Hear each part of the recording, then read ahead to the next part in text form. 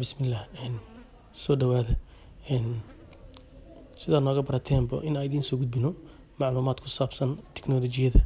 Maanta waxaan baranaynaa qaabka software update-ka loo sameeyo taleefankaaga si aad u hesho macluumaadkii u dambeeyay ee markaas shirkadda ay soo saartay si aad ugu xiranto oo maaragtay aad u soo dejisato macluumaadkii u dambeeyay.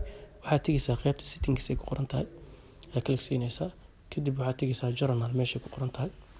Journal ayaa kala siinaysaa. Markaas kadib software update meesha ku qoran tahay kor ayaa kala siinaysaa.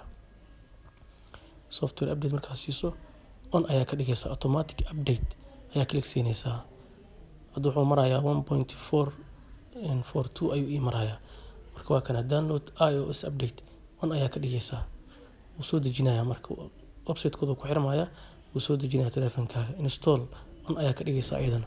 Marka waa inaad internet haysatid marka maaragtay software update sameynaysid automatically asaa ku xirmaayo oo kuu soo dejinayo macluumaadkii u dambeeyay. Saas ayaa loo sameeyaa marka software update-ka. Cashirkeen intaas ayaan ku soo koobaynaa. Assalaamu calaykum.